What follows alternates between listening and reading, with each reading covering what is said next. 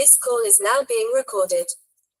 चलिए एक बार फिर से आप सभी लोगों का बहुत बहुत स्वागत है आज के इस सेशन में। और सबसे पहले आज बुद्ध पूर्णिमा है। और बुद्ध पूर्णिमा जैसा कि आप सब जानते हैं कि भगवान महात्मा बुद्ध की जन्म तिथि और साथ ही साथ उनके महापरिनिर्वाण की तिथि भी पूर्णिमा के दिन ही थी। तो इन सबको मिला करके बुद्ध पूर्णिमा का यह त्योहार मनाया जाता है। और न कि सिर्फ हमारे देश में बल्कि उन सारे देशों में जो लोग बौद्ध धर्म को मानते हैं, तो उन सभी देशों में इस त्योहार को बड़े धूमधाम से मनाया जाता है। तो इसके लिए आप सभी लोगों को हार्दिक शुभकामनाएं। आज का हमारा जो टॉपिक है वह the function of the tense. तो टेंस के बारे में तो हम सब लोग सामान्य तौर पे जानते ही हैं कि टेंस क्या होता है। टेंस से हम लोग वर्ब के होने के समय को निश्चित करते हैं, डिनोट करते हैं कि वर्ब कब हुआ या वर्ब कब हो रहा है ना। तो क्रिया वर्ब के होने के समय को हम टेंस के द्वारा we denote the time of the action of the verb.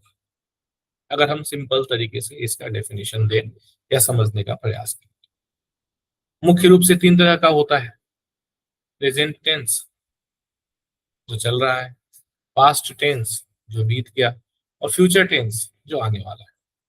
इसके अतिरिक्त यदि आप में से कोई मुझे टेंस की कोई इससे बेहतर परिभाषा बता सके या बता सके कि नहीं सर टेंस इसके अतिरिक्त कुछ और भी होता है जो हमने पढ़ा है, तो आप बताएं टेंस के बारे में, फिर हम आगे बढ़ेंगे। क्योंकि आज का हमारा टॉपिक केवल टेंस ना हो करके आज का हमारा टॉपिक क्या है, the function of the tense.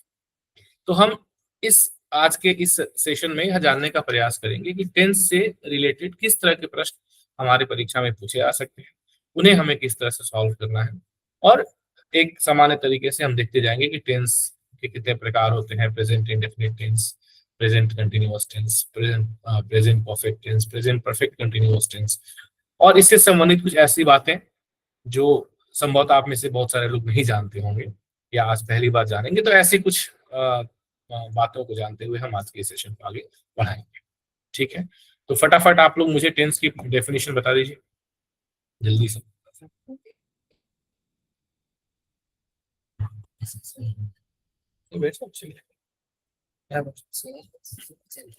जी बताइए। हाँ जी, राजश्री जी, श्वेता जी, अवंतिका जी, पूजा जी, आकाश जी, बहुत सारे हमारे साथी है, बताएं टेंस की परिभाषा।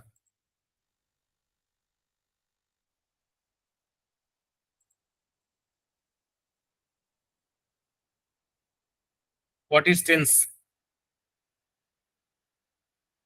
मेरी आवाज आ रही है ना? Yes, sir. So tense is the time. बोलिए।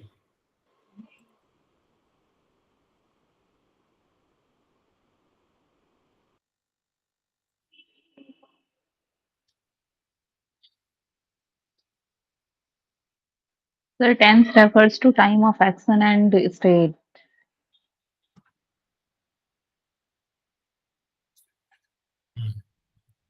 ठीक है, देखते हैं। सो a tense may be defined as that form of a verb, जैसा मैंने आप लोगों को बताया था कि टेंस के थ्रू हम लोग वर्ब के एक्शन टाइम के बारे में हमें समझ में आता है। हमें पता चलता है कि वर्ब कब हुआ, काम कब हुआ, क्रिया कब घटित हुई, अभी हो रही है, पीछे हो चुकी है, आने वाले समय में होने वाली है, क्या होने वाला है। और टेंस में भी इससे पहले हम लोगों ने पार्ट्स ऑफ स्पीच पूरा पढ़ा, मतलब हमने नाउन पढ़ा, प्रोनाउन पढ़ा, एडजेक्टिव पढ़ा, वर्ब पढ़ा। वर्ब क्या होता है? What is verb? Action words is known as verb. Action words are known as verb. Verb के हमने अलग अलग डिफरेंट टाइप्स पढ़े। ट्रांजिटिव वर्ब होता है, इंट्रांजिटिव वर्ब होता है, और अलग अलग तरीके से हमने वर्ब को पढ़ा, जाना, समझा। तो the form of a verb which indicates the time and the state of an action or event, ठीक है, that is tense। ठीक है, सो ये डेफिनेशन हम लोग पढ़ते आए हैं, जानते आए हैं कि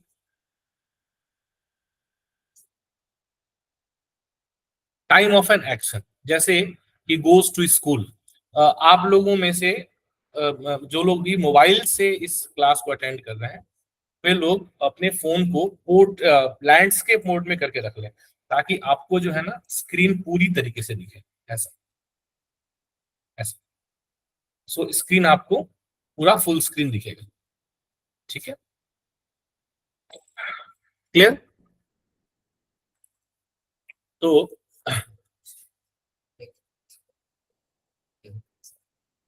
हाँ, so he goes to school, he went to school, he will go to school. जैसे हमने देखा ये 3 सेंटेंस से हमको टेंस के 3 फॉर्म बिल्कुल क्लियर हो जाएंगे। कैसे? He goes to school tense tells about the present time of an action, that action का प्रेजेंट टाइम है। went to school मतलब action already has happened, he went to school. Will go to school, the action has not yet happened, is not happening, it will happen sometimes in future. So whatever will happen in future will be called the future tense. Something that has already happened will be called past tense, and something which is happening or happens is called present tense. Clear है? Yes, sir. Okay, आगे बढ़ते हैं फटाफट हम लोग।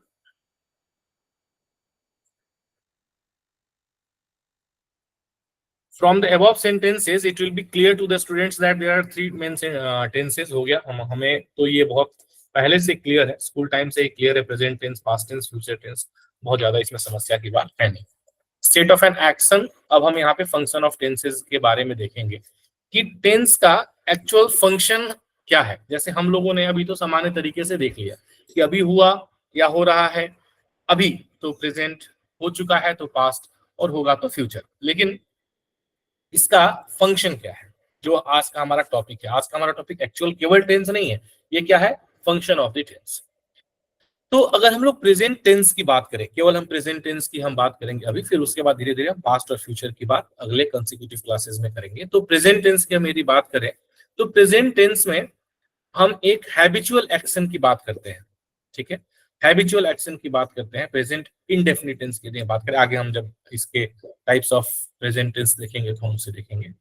तो जैसे हमने कहा कि आई राइट लेटर्स, आई राइट लेटर्स, तो जैसे मैंने कहा आई राइट लेटर्स, तो इससे क्या समझ में आया कि I am habituated to write letters, और आई राइट लेटर्स रेगुलरली, ठीक है। So this present indefinite tense often tells us about a habitual function that is happening repeatedly. When I am writing a letter, so here it is habitual function, and when I am telling I am writing a letter, here it is progressive function, something which is already happening, जो चल रहा है, जो चल रहा है। तो habitual function is present indefinite tense।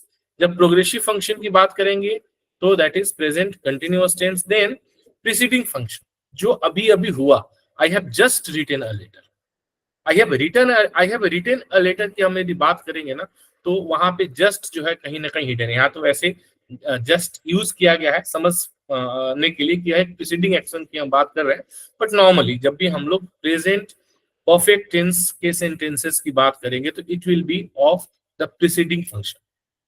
ये सेंटेंसेस किसके होंगे? प्रीसीडिंग फंक्शन के सेंटेंसेस होंगे कि काम अभी अभी हुआ है, वर्तमान में ही काम खत्म हुआ है, काम को खत्म होकर बहुत ज्यादा समय हुआ नहीं है। सो प्रीसीडिंग, जस्ट प्रीसीडिंग फंक्शन, यानी कि अभी अभी खत्म हुआ है। एंड अगर हम बात करेंगे टाइम एक्सप्रेशन की, तो that will be present perfect continuous tense. जैसे I have been writing a letter for some time, time expression मतलब I have been writing a letter for 4 days, I have been writing a letter since Monday, I have been writing a letter since April month, मैं अप्रैल महीने से लगातार पत्र लिखता आ रहा हूं।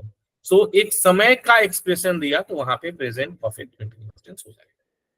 तो इस तरीके से हम लोग जो फंक्शन ऑफ टेंसेस की बात करेंगे, जिसमें स्टेट ऑफ एन एक्शन की हम बात करेंगे। उसके बाद में हमने पहले क्या देखा? टाइम ऑफ एन एक्शन की, टाइम ऑफ एन एक्शन देखा, जिसमें कि प्रेजेंट टाइम, पास्ट टाइम और फ्यूचर टाइम।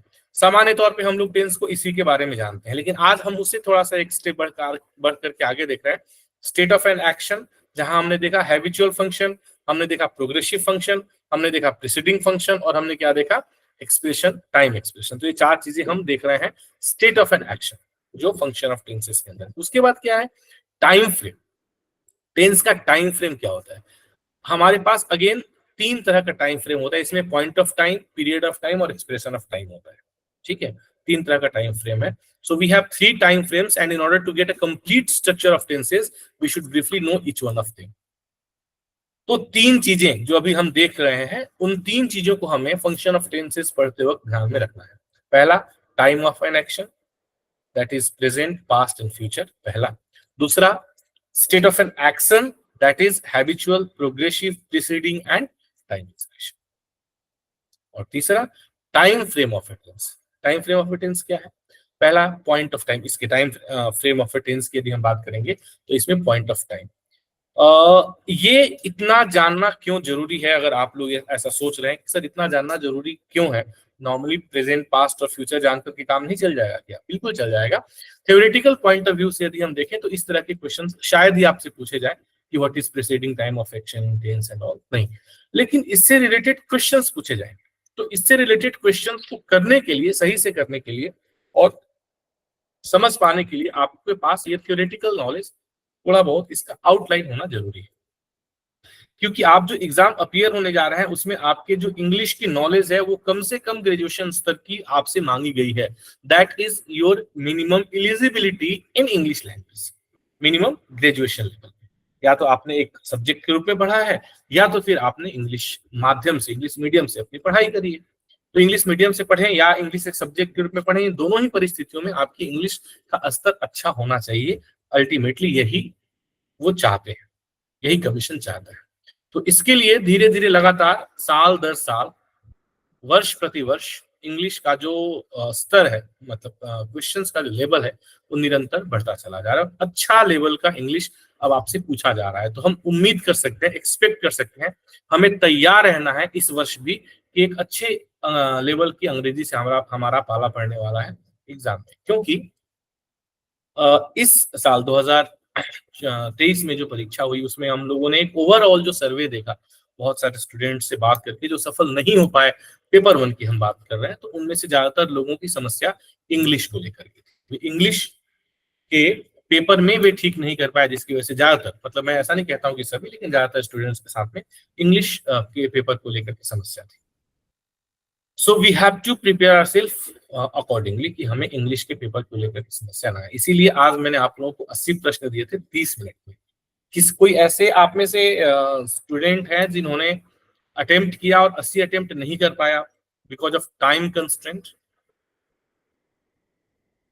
कि आपका टाइम जल्दी खत्म हो गया और सारे क्वेश्चंस आप नहीं कर पाए? सर मेरा थोड़ा सा रह गए थे सर, 10 क्वेश्चंस के आसपास। तो ऐसा लग रहा था कि थोड़ा और समय चाहिए? नहीं सर, नहीं, मेरी गलती थी वो, और कोई मतलब देखिए, मैंने पिछले परसों के सेशन में भी मैंने आप लोगों को बताया था कि मेरा टारगेट है 30 मिनट में 100 क्वेश्चंस आप लोगों से करवाना, हिंदी में भी और इंग्लिश में भी। And I am confident about it कि मैं ऐसा कर लूंगा धीरे धीरे। अभी समय है हमारे पास में, 2-3 महीने का समय है। सो हिंदी में तो आप लोग कर पा रहे हैं, इंग्लिश में थोड़ा सा मुश्किल हो सकता है। लेकिन रिवीजन करने का टाइम नहीं मिला और 1-2 जो डाउट थे वो ऐसे ही रह गए। हाँ, मैं समझ सकता हूँ। तो ये हम करेंगे धीरे धीरे, हम इसको बढ़ाएंगे। अभी 75-80, 75-80, 70-75-80 ऐसा करेंगे, बट ग्रेजुअली जैसे जैसे एग्जाम ड्रिफ्ट होता जाएगा हमारे पास में ना, so we will be doing 100 questions in 30 minutes time. We will upgrade ourselves in such a way कि हम क्योंकि अभी तो हम लोग क्या है कि नॉर्मल क्वेश्चन ज्यादा कर रहे हैं ना। अभी जब वर्बल एबिलिटी, कॉम्प्रिहेंशन के क्वेश्चन सब ज्यादा होंगे ना, सेंटेंस रीअरेंजमेंट के, पूरा जखीरा तैयार है अभी आप लोगों के लिए। मतलब बस एक मिड जून में भी या फर्स्ट वीक ऑफ जुलाई से वो पूरा शुरू हो जाएगा। तो फिर उसमें क्या है कि और ज्यादा प्रैक्टिस आप लोगों की होगी। सर, तो फिर वहां पे सर थोड़ा एडवांस टॉपिक का ना एक क्लू दे दिया करिए ताकि हम लोग थोड़ा रिवाइज कर पाए। ये मतलब क्लू अनरिवाइज तो अब कैसे क्लू दूं? और तो ऑलरेडी मैंने आप लोगों को शेयर कर दिया है, पूरा सिलेबस शेयर कर दिया है, जो उसमें डेट वाइज अपडेट रहता है कि अगले डेट पे कौन सी क्लास होने वाली है। I have already shared you the link on which there is a complete syllabus. Sir मैंने शायद नहीं देखा है वो, मे बी। देख लीजिएगा, मैं दोबारा शेयर कर दूंगा, है ना? सर वो मेरे पास भी है। सबके पास आया है, आप लोग देखते नहीं। एक्चुअली मुझे पता है, मैं इतने सारे मैसेज में भेजता रहता हूँ ना, तो कई बार आप लोग मैसेज देखते नहीं कि सर ऐसे ही भेजते रहते हैं, कुछ भेज दिया ठीक है सर, बस आप प्लीज बस चेक कर दीजिएगा। ठीक है सर, इतनी एक बार मेहनत चेक। मैंने ऑलरेडी, अभी नहीं, लगभग पिछले वीक में मैंने भेज दिया था, जब आप लोगों ने कहा था कि सर भेजा है, सर भेजा है, मैंने भी बिल्कुल देखा है। बिल्कुल भेजा है, बिल्कुल भेजा है, और वो अपडेट होता रहेगा। जैसे मान लीजिए कि एक तो अपडेट है ऑलरेडी हो, बट अगर कुछ चेंजेस है तो वो ऑलरेडी अपडेट मैं करता रहता हूँ। वो ऐसा है कि मैं अपडेट करूंगा तो आपको, आपके पास भी ऑटोमेटिक अपडेट। हाँ जी ठीक। हाँ जी, नहीं आपकी आवाज नहीं आई। चलिए, तो जब हम इस तरह के क्वेश्चंस को करेंगे, तो स्पीड में हमें इस तरह के क्वेश्चंस को करने के लिए कैसे है कि ये हमारा जो पकड़ है इसके ऊपर, जो थ्योरेटिकल पार्ट है, थोड़ी सी मजबूत होनी चाहिए।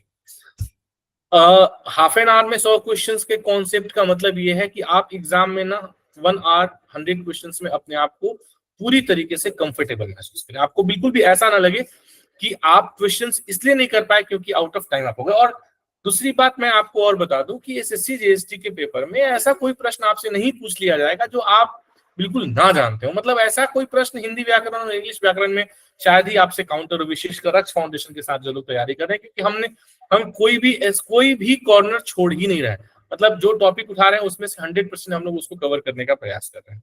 तो छूटेगा तभी जब आप सही से टाइम मैनेजमेंट नहीं कर पाए, क्योंकि वर्बल एबिलिटी और कॉम्प्रिहेंशन से रिलेटेड, रीडिंग एबिलिटी से रिलेटेड क्वेश्चंस आपके ज्यादा पूछे जा रहे हैं, सेंटेंस रीअरेंजमेंट ज्यादा पूछे जा रहे हैं, कॉमन एरर से रिलेटेड, फाइंडिंग एरर से रिलेटेड क्वेश्चंस ज्यादा पूछे जा रहे हैं। तो वैसे क्वेश्चंस ज्यादा है जहां आपको पढ़ना है, समझना है, और पढ़ के समझ के और तब उसका आंसर करना है। आंसर तो आप 100% कर पाएंगे। मतलब आपको ऐसा लगे कि सर 100 क्वेश्चन के लिए घंटे भर की जगह यदि 1.5 घंटे होता तब तो मैं आराम से 100 के 100 क्वेश्चन कर लेता। क्वेश्चंस मुश्किल नहीं थे, समय चाहिए था। इसीलिए यदि हम 100 क्वेश्चंस को आधे घंटे 40 मिनट में करने का अभ्यास कर लेंगे तो 1 घंटा हमें मोर देन सफिशिएंट लगेगा। It's all about practice, nothing else. जो जितनी ज्यादा प्रैक्टिस करेगा वो उतने ज्यादा अच्छे स्कोर करेगा। ठीक है,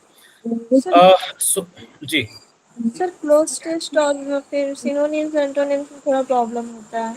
सब होगा, सब everything is on the way, don't worry. सबकी प्लानिंग हमारे पास, इसीलिए तो फटाफट हम लोग ये टॉपिक्स अपना कंप्लीट कर रहे हैं। ठीक है, पॉइंट ऑफ टाइम। हाँ जी, हाँ सर, ये स्पेलिंग एरर्स वाले जो क्वेश्चन होते हैं इसमें बहुत कंफ्यूजन होता है। इसके लिए हम क्या कर सकते हैं अभी से, क्योंकि इस बार ये नया देखने को मिला था पढ़ने में। नहीं कुछ नहीं कर सकते आप। देखिए, आप प्रैक्टिस करते रहिए, पढ़ते रहिए। देखिए, प्रैक्टिस करने पढ़ने से ही इम्प्रूवमेंट होगा। ठीक है ना। स्पेलिंग एरर भी अगर मैं ये कहूँ कि ना आप बैठ के रोज 20-50 स्पेलिंग याद कर लीजिए, रटिए, उससे नहीं होने वाला। इस तरह के क्वेश्चंस आप, मतलब ठीक है, नए वर्ड मीनिंग्स जानना जरूरी है, वो तो एक एस्पेक्ट है ही, बट अभी बैठ करके रोज वर्ड मीनिंग रटने से, देखिए वर्ड मीनिंग रट लेने से आपका कमांड उसके ऊपर नहीं होगा जब तक आप उसे प्रैक्टिकली यूज नहीं करेंगे। तो आप यूज करेंगे तभी आप उस पर कमांड कर पाएंगे। ऐसे तो आप कितना भी बैठ के रट लें, आप 2-4 दिन में सब भूल जाएंगे, तो ध्यान में रह ही नहीं सकता है। वो ध्यान में रह जाता है, वही शब्द रह जाता है जिसको आप अपने यूज में लेकर के आ जाते हैं। ठीक है, इसीलिए जितना ज्यादा आप अभ्यास करेंगे उतना ज्यादा आपके लिए अच्छा रहेगा। क्लियर है, आगे बढ़ते हैं। Point of time is that time which denotes a specific proper time, that is 1947 या मंडे। तो ये तो आप लोग समझ रहे हैं। पीरियड ऑफ टाइम मतलब एक पीरियड की हम बात करेंगे तो पीरियड ऑफ टाइम हो जाएगा। पीरियड की बात करेंगे मंडे से संडे तक, 1930 से लेकर के 1950 तक, एक्सेट्रा एक्सेट्रा। जब हम स्पेसिफिक एक्सप्रेशन ऑफ टाइम की बात करेंगे तो इसमें बोथ पॉइंट और पीरियड दोनों उसके अंदर में क्या रहेगा, इंक्लूड रहेगा। जैसे विंटर 1947, समर 1950, तो इसमें एक पीरियड, समर एक पीरियड हो गया, 1947 एक पॉइंट ऑफ टाइम। ठीक है, अब हम लोग एक एक करके देखेंगे। प्रेजेंट इंडेफिनिट टेंस यानी कि हैबिचुअल एक्शन क्या है, present perfect tense, present continuous tense या progressive tense, present perfect continuous tense. और आज हम लोग आज के सेशन में टेंसेस के कुछ एडवांस इम्प्लीकेशंस क्या होते हैं उसको भी हम लोग देखेंगे, जो कि सामान्य तौर पे कॉमन एरर या इस तरह के प्रश्नों को सॉल्व करने में आपके काम आने वाला है। ठीक है, जो सामान्य तौर पे हमसे छूट जाता है या हम उसे नहीं पढ़ पाते, हम नहीं जानते उसके बारे में। ठीक है, तो हम एक एक करके शुरू करते हैं। Present indefinite tense, habitual action, हम generally habit, custom, practice, repeated action, permanent activity, general truth, ये सब जो है ये हैबिचुअल एक्शन के अंतर्गत आते हैं। तो हैबिचुअल एक्शन मतलब केवल हैबिट की बात हम नहीं कर रहे हैं, हैबिट भी है इसमें, कस्टम भी है, प्रैक्टिस भी है, रिपीटेड एक्शंस भी है, परमानेंट एक्टिविटी है, जनरल ट्रूथ, इन सबको जनरल ट्रूथ भी उसके अंतर्गत आते हैं, यूनिवर्सल ट्रूथ कहते हैं, वह भी इसके अंतर्गत आता है। ठीक है, the ideas are expressed by, आप लोगों को स्क्रीन क्लियर दिख रही है? जी Yes, sir. sir. Yes, sir. Yes, sir. Okay okay. These ideas are expressed by the adverbs of frequency such as often, seldom, usually, never, occasionally, sometimes, normally, generally, always, frequently, rarely, daily।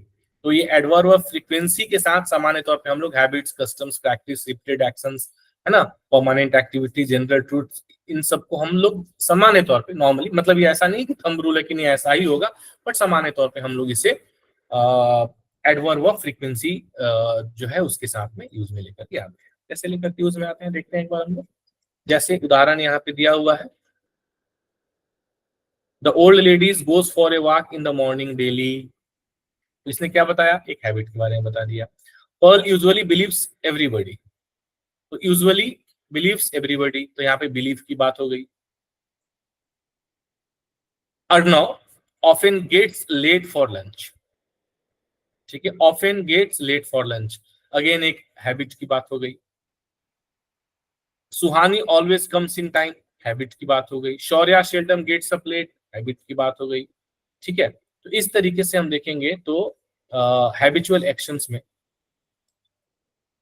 this tense is also used to make a statement in the present showing permanent nature and activity of the subject and eternal principles।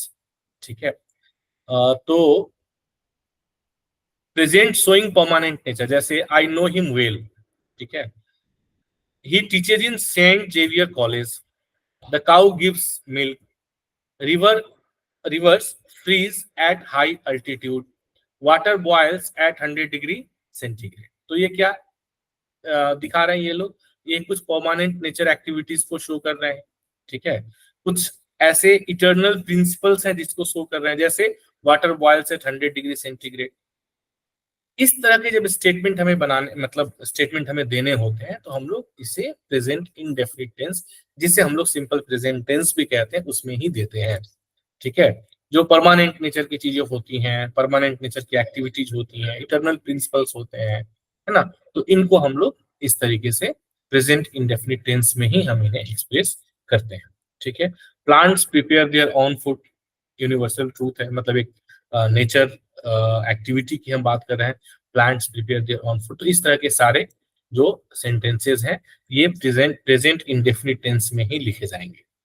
तो जब हम common error find करने के लिए questions करेंगे आगे, तो उसमें हम लोग देखेंगे कि किस तरीके से इससे रिलेटेड क्वेश्चंस कॉमन एरर में नॉर्मली आ जाते हैं। तो हमें ध्यान रखना है कि जब भी हम लोग किसी भी तरह के नेचुरल एक्टिविटीज की बात करेंगे, है ना, उससे रिलेटेड कोई भी स्टेटमेंट या फिर इटर्नल प्रिंसिपल्स की बात करेंगे, तो हम लोग उसमें प्रेजेंट इंडेफिनिट टेंस का यूज करेंगे। ठीक है, कुछ और एडिशनल यूजेस होते हैं प्रेजेंट इंडेफिनिट टेंस के, इसके अतिरिक्त जो हमने ऊपर देख लिया, इन सब के अतिरिक्त कुछ एडिशनल यूजेस होते हैं, जिसमें हिस्टोरिकल प्रेजेंट, ठीक है, सो हिस्ट्री से रिलेटेड चीज, जैसे now Netaji enters and addresses the Indian soldiers, now Arjun shoots arrows at Bhishma. तो जब हम हिस्टोरिकल बातें करते हैं और उस वक्त के बारे में, हिस्टोरिकल बातें करते हैं प्रेजेंट, मतलब उस वक्त के बारे में, अगर हम जैसे कथा कह कुछ स्टोरी लाइन हम बता रहे हैं, तो उसमें हम लोग जैसे सपोज नेताजी सुभाष, जो पहला यहाँ पे सेंटेंस दिया गया है, नेताजी सुभाष चंद्र के बारे में हम कोई मान लीजिए उनके बारे में हम उनकी स्टोरी बता रहे हैं, उनके बारे में बता रहे हैं, तो हम जब हिस्टोरिकल प्रेजेंट की बात करते हैं, तो वहां पे हम अपनी स्टोरी में इस तरीके से करेंगे कि now Netaji enters and addresses the Indian soldiers, now Arjun shoots arrows at Bhishma. Arjun, यहाँ पे हम लोग भले ही हम हिस्टोरिकल इवेंट की बात कर रहे हैं, पर यहाँ पे हम लोग पास्ट टेंस को यूज नहीं करेंगे। जब हम उसको उस कॉन्टेक्स्ट में यूज करेंगे, तो हम कहेंगे now Arjun shoots arrow at Bhishma. तो ये एक तरीके से additional use of present indefinite tense जो यहाँ पे कहा गया, तो ये हमें ध्यान रखना है कि जब भी हम हिस्टोरिकल बातों को प्रेजेंट में कहेंगे, मतलब उस समय की, जैसे उस समय की हम किसी हिस्टोरिकल बात को प्रेजेंट कर रहे हैं, तो उसे हम लोग प्रेजेंट इंडेफिनिट टेंस में बताएंगे। उसी प्रकार से फ्यूचर अरेंजमेंट की यदि हम बात करें, किसी तरह के फ्यूचर अरेंजमेंट की बात करने वाले हैं, जैसे the prime minister arrives from New York tomorrow, तो ये तो कल आने वाले हैं, लेकिन चूंकि वो निश्चित है कि हाँ कल वो आएंगे, तो the prime minister arrives from New York tomorrow, ये सेंटेंस आपका प्रेजेंट इंडेफिनिट टेंस में लिखा जाएगा। He leaves for his job next week. ठीक है, तो ये बहुत इंपॉर्टेंट है, historical present and future arrangement. इसे आप लोग, ये पीडीएफ आपके पास में रहेगा, इससे आप लोग इस सेशन के बाद में भी फिर से देख लीजिएगा, इस वीडियो को फिर से देख लीजिएगा, और देख करके इस तरह के सेंटेंसेस को आप ध्यान में रखेंगे जिसमें कि अक्सर कॉमन एरर होने की संभावना रहती है। ठीक है, ओके। अब इसके आधार पे हम लोग कुछ क्वेश्चंस हैं वहां पे देख लेते हैं कि क्या हम लोग सुटेबल फॉर्म ऑफ वर्ब इसमें यूज करेंगे। 5 सेंटेंसेस हैं, फटाफट आप लोग मुझे बता दें कि पहले सेंटेंस में क्या यूज करेंगे, दूसरे सेंटेंस में क्या यूज करेंगे, तीसरे सेंटेंस में क्या यूज करेंगे, चौथे सेंटेंस में क्या यूज करेंगे, पांचवें सेंटेंस में क्या यूज करेंगे, तो वर्ब का कौन सा फॉर्म यूज करेंगे। Buses on this road dash every hour, run का कौन सा फॉर्म यूज होगा। First form first form. तो ये क्या होगा, टाइम ऑफ एक्शन होगा, हैबिचुअल एक्शन होगा, प्रोग्रेसिव होगा, क्या होगा। Habitual action.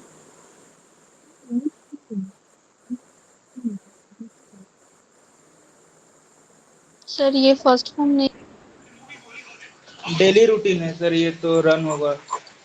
रन होगा, रन्स नहीं। क्या होगा, बसेज है सर, इसलिए रन होगा। Buses run on this road every day. दूसरा क्या होगा,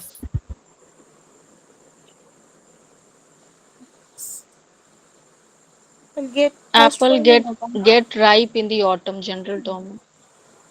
अब apples get ripe in autumn. तीसरा, Meena dances on the stage.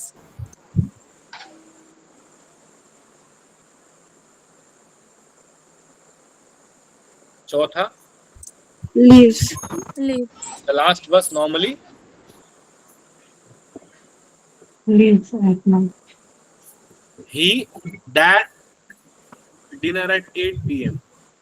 not have, Does not have. Does not have. he does not have dinner at 8 p.m. ठीक, okay. तो हम लोग आगे देखते हैं अगला, प्रेजेंट कंटिन्यूअस टेंस, जिसे हम लोग प्रोग्रेसिव टेंस कहते हैं। जैसे हमने बताया कि अगर कोई भी वर्ब का एक्शन यदि प्रेजेंट में शुरू होकर के और प्रेजेंट में चल रहा है, नाम से स्पष्ट है, या तो कंटिन्यूअस है, प्रोग्रेसिव है।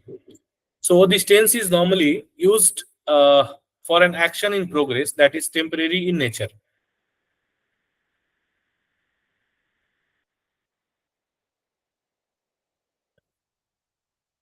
बट ध्यान देने योग्य बात है कि not for a permanent activity, it should not be for a permanent activity. So when the speaker, when it is being told at the moment it is being told, at that time that action should be in progress and should be of temporary nature. If it is of temporary nature, that will be in the progressive tense, that will be in the progressive action, and it will be called in the present continuous tense. Example में क्या है, she is not working, she is not working, she is swimming in the river, वो काम नहीं कर रही है, वो नदी में तैर रही है। She is not working, she is swimming in the river. ये दोनों ही सेंटेंस क्या होंगे, प्रोग्रेसिव टेंस के हो जाएंगे। इट इज रेनिंग आउटसाइड, बाहर बारिश हो रही है, अभी हो रही है, थोड़ी देर में बंद हो जाएगी। So present progressive tense. It also expresses future action और a definite arrangement in the near future. ठीक है, डेफिनिट अरेंजमेंट हमने यहाँ पे क्या देखा था, एक फ्यूचर अरेंजमेंट की हमने बात यहाँ पे देखी। The prime minister arrives from New York tomorrow, he leaves for his job next week. हम यहाँ पे क्या देख रहे हैं कि it also expresses future action or a definite arrangement in the near future. ठीक है, नियर फ्यूचर की हम बात करें। I am going to the cinema tomorrow, she is coming next week. इसके अतिरिक्त इसके कुछ एडिशनल यूजेस, जैसे हमने प्रेजेंट इंडेफिनिट टेंस के देखे थे। कंटिन्यूअस टेंस विथ ऑलवेज में express an idea which is not to the liking of the speaker, जैसे she is always teaching her children. So always के साथ हमने इसको यूज किया कंटिन्यूअस टेंस को। ठीक है, so he is always praising his friends, he is always praising his friends. इसके अतिरिक्त there are some verbs which sometimes don't admit of progressive action. ये बहुत इंपॉर्टेंट है। Such verbs are called non progressive verbs, यानी कि stative verbs. ये एक नया टर्म है जो आप जान लें। स्टेटिव वर्ब मतलब कुछ ऐसे वर्ब होते हैं जो प्रोग्रेसिव एक्शन को एडमिट नहीं करते, मतलब उनके साथ आप आईएनजी यूज नहीं करेंगे। इसमें क्या क्या आएगा? Verbs of perception, see, taste, smell, hear, prefer, please. Verbs of thinking process, जैसे थिंक, नो, मीन, माइंड, ठीक है। इसके अतिरिक्त वर्ब्स शोइंग पोजीशन, जैसे own, have, belong, comprise, possess, contain. Verbs expressing feelings or state of mind, believe, like, love, want, wish, desire, hate, or some verbs in general, like look, seem, appear, affect, resemble, cost, require, stand, face, become. तो ये कुछ ऐसे verb होंगे which will not sometimes, not always, admit of progressive action, and hence they will be known as non-progressive verbs, यानी कि stative verbs, ठीक है। So stative verb is non progressive verb. यदि कहीं भी इस तरह का टर्म आपके सामने आता है कि what is stative verb, so it is non progressive verb. अब हम इसको थोड़ा सा एग्जांपल से समझेंगे। कुछ सेंटेंसेस हैं, these sentences may be correct, these sentences may be incorrect. If it is incorrect, you have to correct it. If you think it is correct, you can say, sir, this is correct. Okay, so total 10 sentences we have. फटाफट आप मुझे बताइए। He is owning a car. Whether this is a correct sentence or we need to correct it. He owns a car. He owns a car. He owns a car. So यहाँ पे own जो है वह कौन सा verb कहा जाएगा? कौन सा वर्ब कहा जाएगा? Non-progressive. Stative या non progressive verb, which will not be used with ing here sometimes. So we will say he owns a car, ठीक है। और इस तरह के सेंटेंसेस, इस तरह के वर्ब में हम लोग अक्सर एरर करते हैं। कभी कभी लगता है कि सर टेंस में क्या एरर में गलतियां हो सकती हैं, हो सकती है। अभी आगे आप देखेंगे तो आपको समझ में आएगा। We are hearing the bell, We hear the bell. We are hearing the bell की जगह हम क्या लिखेंगे? वी हियर द बेल, ठीक। Although that is a progressive action, although it is a progressive action, we are talking about the present time when bell is ringing. But when we will talk about here, because it is a stative verb, because if it is a non-progressive verb, so we will not use it like we are hearing the bell. That will be incorrect sentence. This house is belonging to me, belongs to me. So long. है ना? क्योंकि house is belonging to me is kind of permanent nature का है ना? यह घर तो अभी मेरा है, yes it is belonging to me right now, but आगे भी तो ये मेरा ही रहेगा ना। So it is of permanent nature, so that is why that belong verb here in this case will be act as a stative verb, not as a progressive verb, and hence it will not take is plus ing. It will be directly, this house belongs to me. I am not hating him. I don't I hate don't him. hate I him. don't hate. I don't hate. Are you forgetting my name? Are you forgetting my name?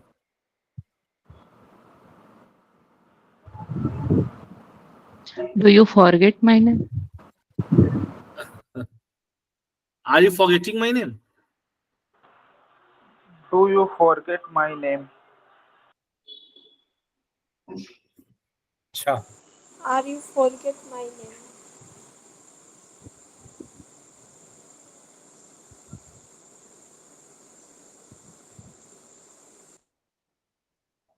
have you forgotten my name? Have you Forgotten.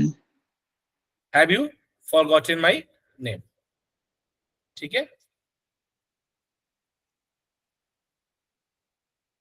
forget. I am not meaning this. I do not. I don't mean this. I don't hate him. This house belongs to me. वैसे आपको मैं इसका PDF दे दूंगा जिसमें ये चीजें already रहेंगे. I am not meaning this, so I don't mean this. I am having no house to live in. I don't have house to I live. have no. To live in. I don't have house to live in आप कह सकते हैं, या फिर आप ये कह सकते हैं I have no house to live in. Or you can say I have no house to live in.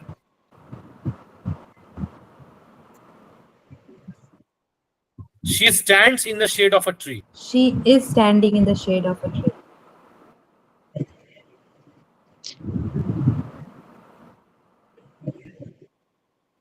I have no house to live in. She stands in the shade of a tree. कोई जरूरी नहीं है कि सारे गलत ही होंगे, कोई सही भी हो सकता है.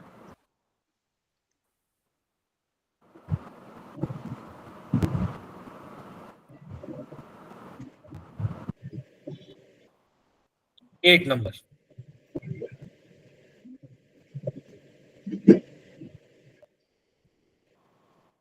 So stands जो हमने ऊपर देखा था stative verbs के बारे में, stands is not we don't use stand as a progressive verb, as a stative verb. It is a progressive verb. We can use standing. So she is standing in the shade of a tree.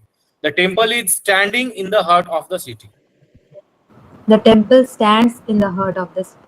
The temple stands because since it is of permanent nature, we can say the temple stands in the heart of the city. The book is containing good subject matter. The book Because contains. it always contains that subject matter, so we will say the book contains good subject matter. So always remember this, that if it is of a permanent nature thing, we will be not using the stative, the progressive form of the verb with ing. We will be using the stative form of verb. ठीक है, थोड़ा सा और exercise करते हैं. जरूरी है काफी इस एक्सरसाइज को करना, क्योंकि इससे रिलेटेड गलतियां होने की संभावना खूब है. तो अगेन कुछ 14 सेंटेंसेस हैं. इसमें आपको बस इतना पता करना है कि इसमें जो वर्ब है वो स्टेटिव फॉर्म में है या फिर ये प्रोग्रेसिव फॉर्म में है. ठीक है, फटाफट बताइए. पहला स्टेटिव होगा. स्टेटिव, हम स्टेटिव को एस लिखेंगे, प्रोग्रेसिव को पी लिखेंगे.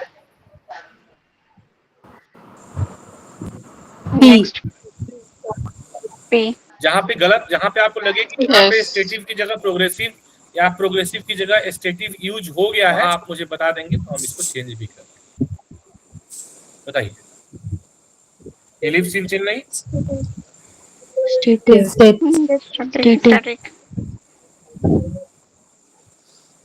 Progressive. सर यहाँ स्टेटिव यूज होगा. She lives in the. हाँ, यहाँ पे He lives in Chennai. सही है. Question number 4. Progressive. At present की बात हम कर रहे हैं. She is living in India at present. Progressive. जी. She has a large house to live in.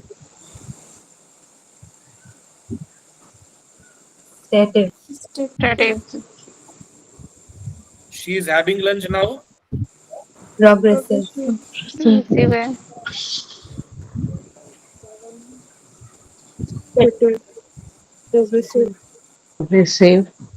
Progressive.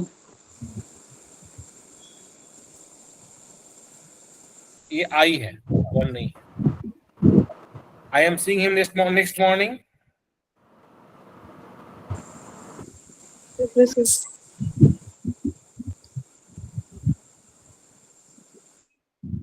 नहीं, आप लोग इतना कम कॉन्फिडेंस के साथ बहुत सारे लोग बोल रहे हैं, क्यों?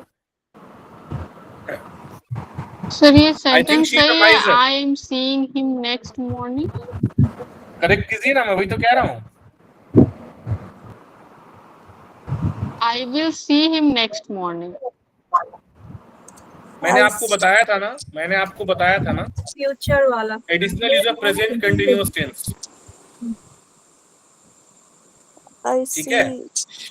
हाँ, Yes, sir. Continuous tense with always में express an idea which is not, हमने कहाँ बात करी थी?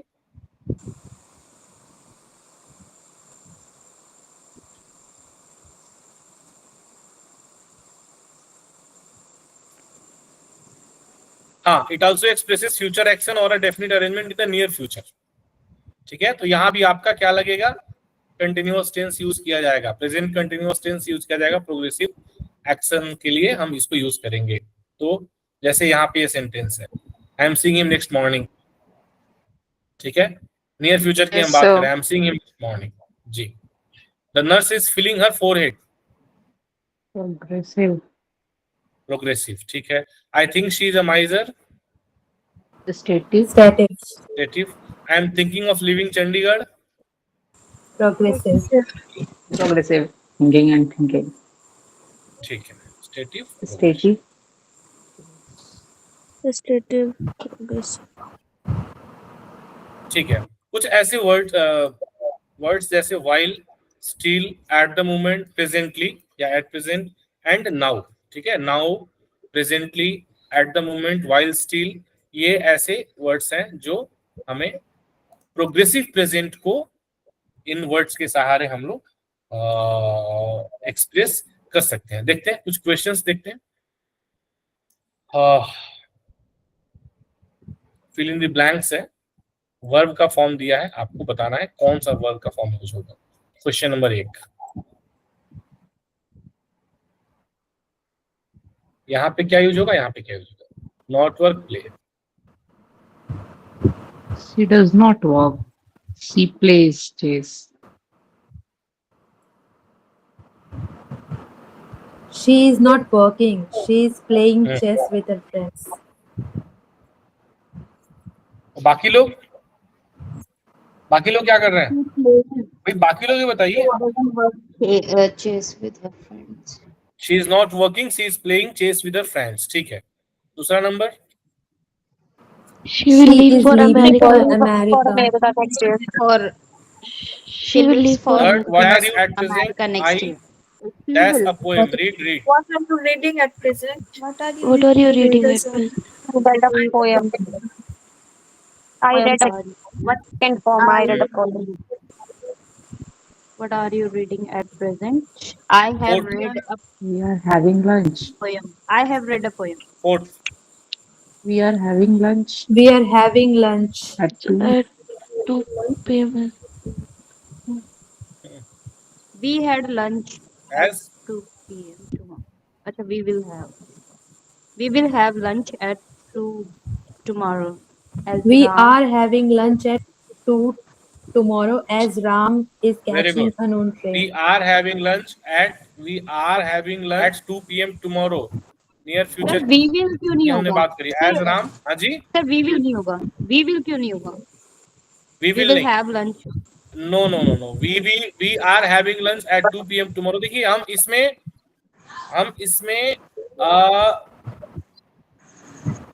हम इसमें प्रोग्रेसिव प्रेजेंट की बात कर रहे हैं। We are talking about progressive present here. ठीक है, तो पूरा सेंटेंस देखिए, we are having lunch at 2 p.m. tomorrow as Ram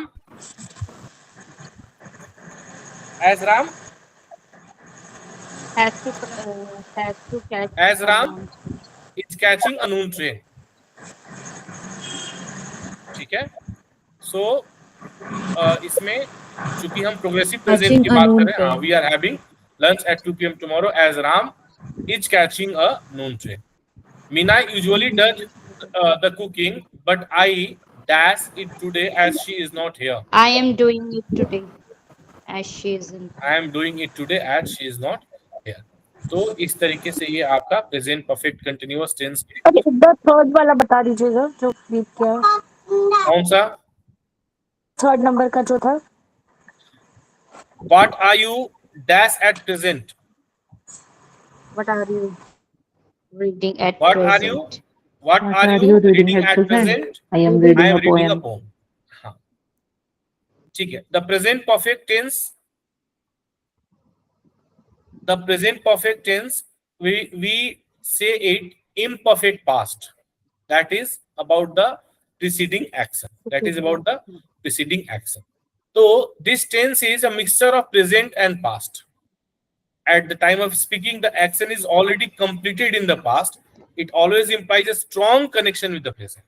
कई बार ये दिमाग में संदेह आता है कि हो चुका है तो पास्ट क्यों नहीं, because still it has a strong connection with the present, though action took place in the past, but it has a strong connection with the present. Generally adverb and conjunctions are used to express the preceding action. हम example यदि देखते हैं, ever, just, recently, already, yet, till, so far, of late, lately, before, by the time, after, ये सारे adverb और conjunctions जो हैं वे हम लोग यूज करते हैं कई बार जो पास्ट और प्रेजेंट के बीच का कनेक्शन है उसको शो करने।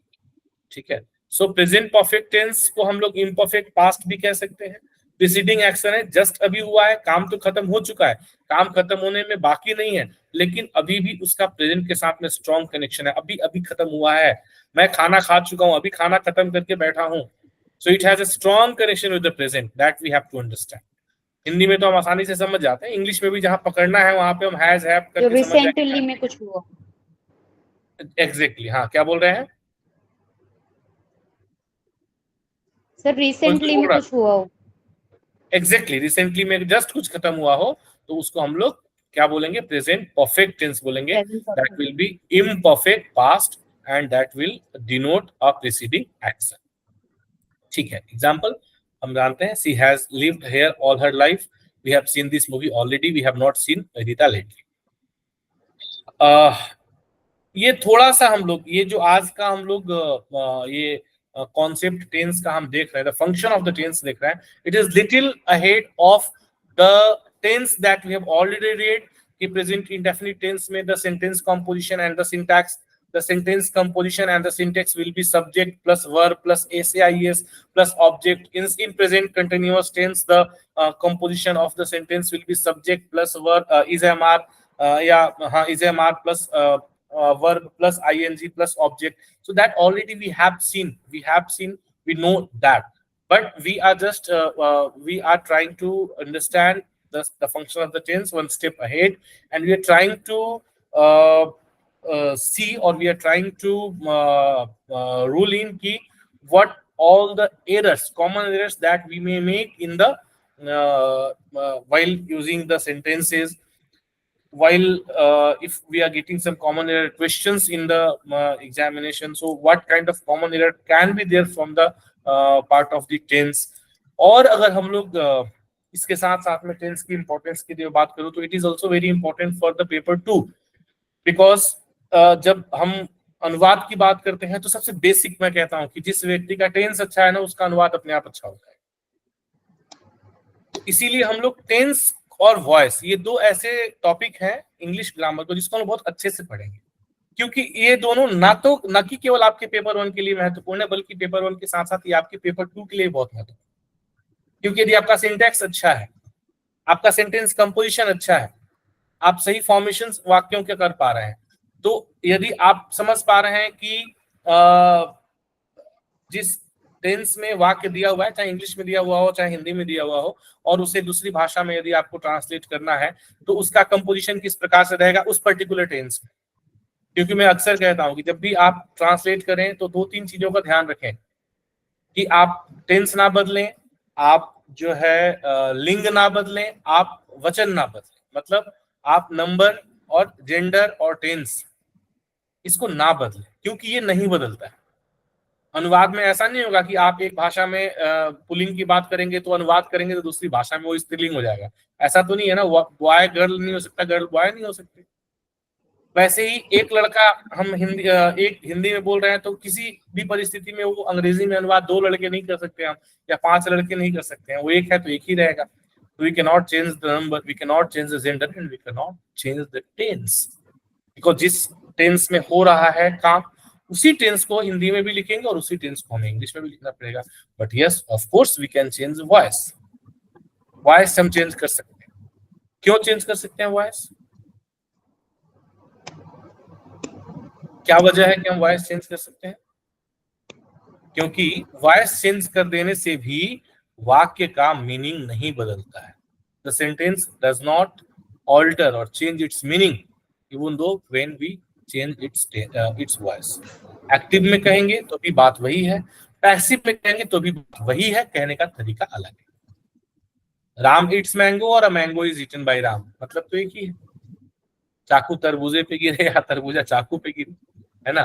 तो वॉइस का liberty yes it is there with you while you are translating, but tense का, जेंडर का और क्या बोलते हैं आपका नंबर का उसकी लिबर्टी नहीं।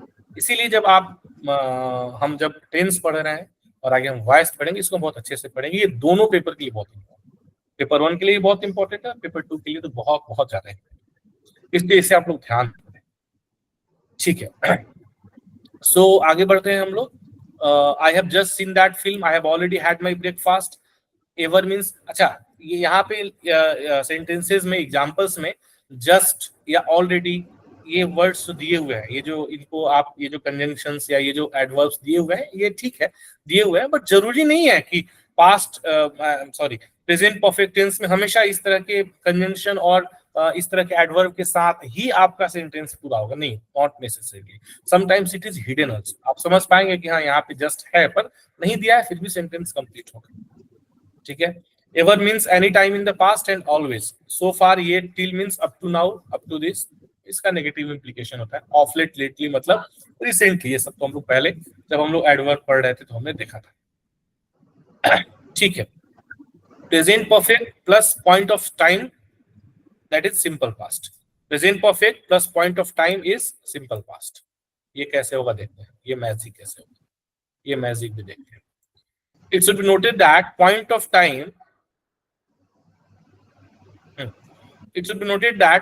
time in the past indicates that action took place at a point in the past.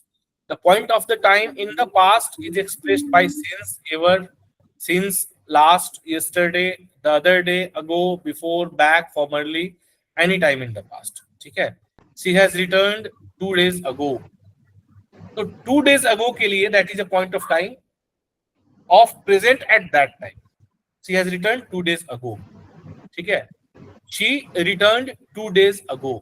तो फिर ये क्या चला जाएगा, सिंपल पास्ट, जिसका हम लोग यहाँ पे बात कर रहे हैं, पास्ट इंडेफिनिट की बात कर रहे हैं, सिंपल पास्ट की बात कर रहे हैं। तो कई बार ये कंफ्यूजन आता है कि सिंपल पास्ट में और प्रेजेंट परफेक्ट में क्या डिफरेंस है, ठीक है। तो अगर प्रेजेंट परफेक्ट में पॉइंट ऑफ टाइम ऐड हो जाएगा तो that will B simple past, ठीक है। जैसे she has return 2 days ago, तो यहाँ पे 2 days ago की हमने बात कर दी है, तो यहाँ पे आपका हैज नहीं होगा, then it will be she return 2 days ago। तब ये सेंटेंस कौन से टेंस का हो जाएगा, then it will not be of present perfect tense, it will be of simple past tense. तो जब भी प्रेजेंट परफेक्ट टेंस के साथ में हम लोग पॉइंट ऑफ टाइम ऐड करेंगे, it will become simple past, ठीक है।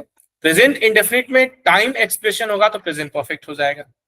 यदि प्रेजेंट इंडेफिनिट यानी कि सिंपल प्रेजेंट, प्रेजेंट इंडेफिनिट को हम लोग सिंपल प्रेजेंट के नाम से जानते हैं। क्यों क्यों क्यों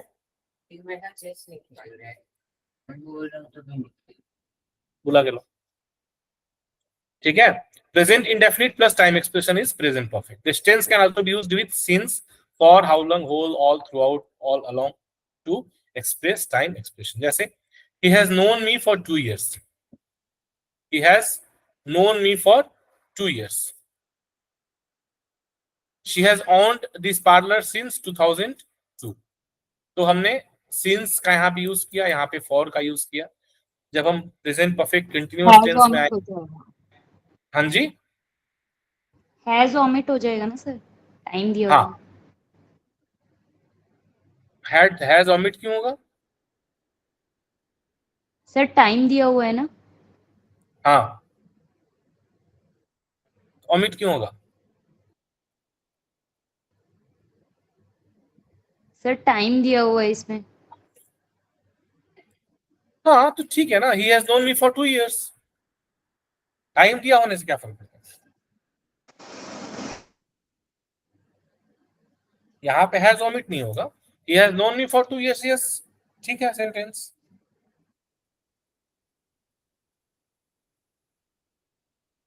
ठीक है। जी She has owned this parlor since 2002। कुछ क्वेश्चंस देखते हैं based on this. Again fill in the blanks हमें करना है, सी का फॉर्म यूज करना है। बताइए। In the movie, we just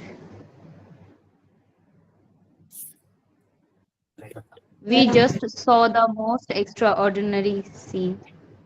तो कौन सा, अगर हम 100 करेंगे तो कौन सा टेंस हो जाएगा? पास्ट हो जाएगा। पास्ट। 100 करेंगे तो कौन सा टेंस हो जाएगा? Simple past.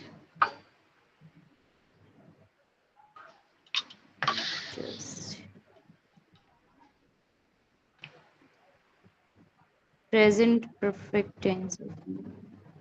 So we just have seen the most extraordinary scene, है ना? We just have seen the most extraordinary scene. अभी हमने कहा ना कि पास्ट प्रेजेंट परफेक्ट टेंस में काम तो जस्ट हुआ रहता है, खत्म हुआ रहता है, but it has got some connection with the present. जी। This is the best book I have ever have read.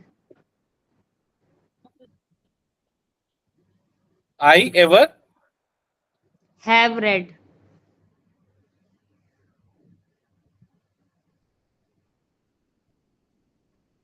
Third. Sir, your voice is not audible. My voice is not audible? Is it? मेरी आवाज आ रही है? Yes, sir. Yes, sir. Break हो रही है बीच बीच में। सभी को ब्रेक हो रही है? No, sir, आ रही अभी सही आ ठीक रही है, है। अभी ठीक है सर, अभी ठीक है।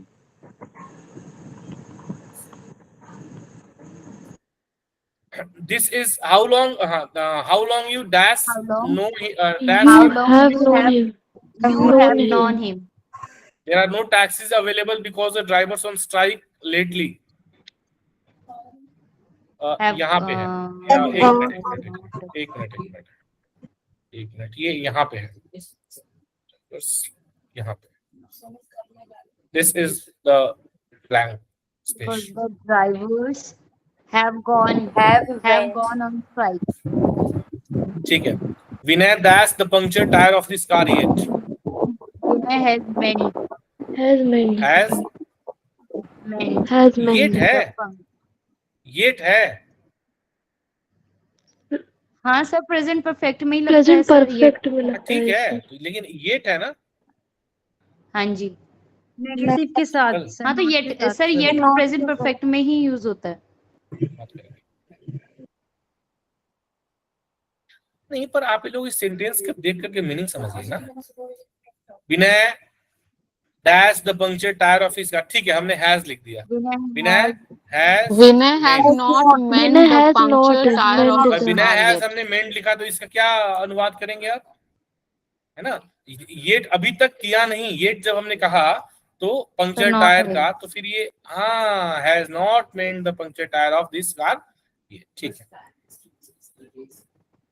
नीचे कुछ और सेंटेंस है जिसको हम लोग करेंगे, ठीक है। उससे पहले हम ये ध्यान रखेंगे, इसमें प्रेजेंट परफेक्ट टेंस और सिंपल पास्ट टेंस, जिसमें अक्सर कंफ्यूजन रहता है। प्रेजेंट परफेक्ट और सिंपल पास्ट में अक्सर कंफ्यूजन रहता है, तो हम लोग देखेंगे। तो इससे पहले हम ये देख लेंगे, प्रेजेंट परफेक्ट मतलब preceding action in the past used in present. Present perfect plus point of time is simple past, हमने देख लिया। और प्रेजेंट इंडेफिनिट मतलब simple present plus time expression is present perfect, ठीक है। Have you taken lunch? Yes I dash it at 1 PM। दो जगह दो है, क्या करेंगे? Yes, I have. Yes, I हाँ have. जी, I have Yes, had I my have. lunch. Yes, I have taken. Yes, I Yes, have. I sir, have मतलब- taken। मतलब- अच्छा, पूरा बताना पड़ेगा। हाँ, यस आई हैव टेकन। और बी में क्या होगा? Yes, Had. I जब पॉइंट ऑफ टाइम आ जाएगा Had. हाँ, सिंपल पास्ट। जब पॉइंट ऑफ टाइम आ गया तो सिंपल पास्ट। यस आई टूक it at 1 PM। Have you prepared your lesson? Yes, I have prepared. और यहाँ पे Yes, I prepared. I have.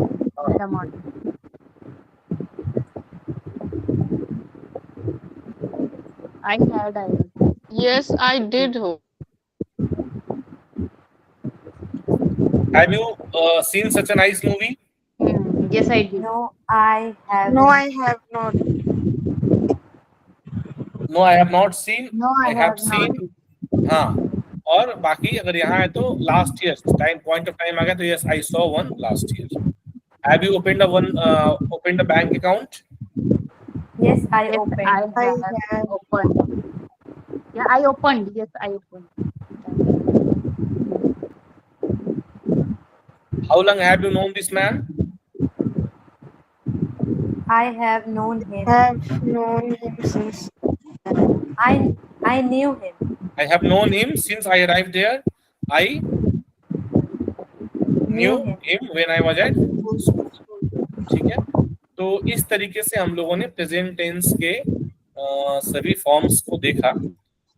एक बार मोटे तौर पे हम लोग ये भी देख लेते हैं जस्ट ट्रेडिशनली कि प्रेजेंट इंडेफिनिट टेंस का स्ट्रक्चर जो कंपोजिशन कैसे होता है। इसमें सब्जेक्ट होता है, सब्जेक्ट के साथ में क्या होगा, सीधा वर्ब होगा, है ना, ऑक्सिलरी वर्ब नहीं लगता है, और उसके साथ में क्या रहेगा, अगर singular third person singular number है एस या एस लग जाएगा, और उसके बाद में आपका क्या लग जाएगा, वर्ब ऑब्जेक्ट लग जाएगा। तो ये आपका प्रेजेंट इंडेफिनिट या सिंपल प्रेजेंट टेंस हो जाएगा। और यदि हम लोग प्रेजेंट प्रोग्रेसिव टेंस की या कंटिन्यूअस टेंस की बात करेंगे तो सब्जेक्ट के साथ में इज एम आर लगेगा, इज एम आर, और उसके साथ में वर्ब और आईएनजी लग जाएगा, और उसके बाद में ऑब्जेक्ट लग जाएगा। प्रेजेंट परफेक्ट की बात करेंगे तो हैव हैज लगेगा, उसके बाद में वर्ब का थर्ड फॉर्म लगेगा। थर्ड फॉर्म जब भी हम यूज करेंगे वर्ब का थर्ड फॉर्म यूज करेंगे, पूरे प्रेजेंट टेंस में कहीं भी वर्ब का सेकेंड फॉर्म यूज नहीं किया जाएगा। वर्ब का सेकेंड फॉर्म केवल और केवल सिंपल पास्ट टेंस में यूज किया जाता है। जब भी हम टेंस की बात करेंगे तो वर्ब का सेकेंड फॉर्म केवल और केवल सिंपल पास्ट टेंस में यूज होता है, बाकी कहीं भी सेकेंड फॉर्म यूज हम नहीं करते। ठीक है, सो ये पूरा हमने फंक्शन ऑफ टेंसेस के बारे में देखा। हमने इसके बारे में पूरा आज लगभग 80 क्वेश्चंस का एक मॉक टेस्ट भी किया। हम लोग अगले सेशन में इसको कंटिन्यू करेंगे, और हम लोग पास्ट टेंस और फिर यदि संभव हुआ तो उसमें फ्यूचर, नहीं तो फिर नेक्स्ट में पास्ट टेंस और फ्यूचर टेंस को देखेंगे। पूछना था जी बताइए। तो जीएसटी की जो एग्जाम डेट या फिर जो भी मंथ है वो आगे जाके पोस्टपोन होगा क्या? जैसे और जो एग्जाम है एसएससी की वो मतलब कि जो एग्जाम अगस्त सितंबर में होने थे वो मोस्ट प्रोबेबली बोल रहे हैं कि अक्टूबर नवंबर में होंगे, जैसे सीजीएल वगैरह है, तो चांसेस हैं क्या मतलब ये आगे बढ़े? आगे बढ़ा तो क्या एडवांटेज है आपके पास? सर टाइमिंग मिलेगा ना। तो उससे अच्छा है कि अगले साल ही दे दीजिए, फिर इस साल देना ही क्यों है, ज्यादा टाइम मिल जाएगा, 1-1.5 साल का टाइम मिल जाएगा। पता नहीं, मैं इसके बारे में कोई कमेंट नहीं कर सकता हूँ, है ना। देखिए इतना ज्यादा प्रेडिक्शन मुझे आता नहीं है ना। सो अगर कुछ आएगा तो हम जरूर बताएंगे, कुछ ऑफिशियल आएगा तो हम जरूर बताएंगे, क्योंकि देखिए ये सब चीजें ना प्रेडिक्शन पे बताना ठीक नहीं है। मुझे लगता है कि ना it's not right to just predict something, है ना। हमें कोई ऐसा, आजकल क्या हो गया है, 1 मिनट का समय दीजिए मुझे। चलिए आज के सेशन को हम खत्म करते हैं और फिर हम अगले सेशन में मिलेंगे। Thank you so much. मैं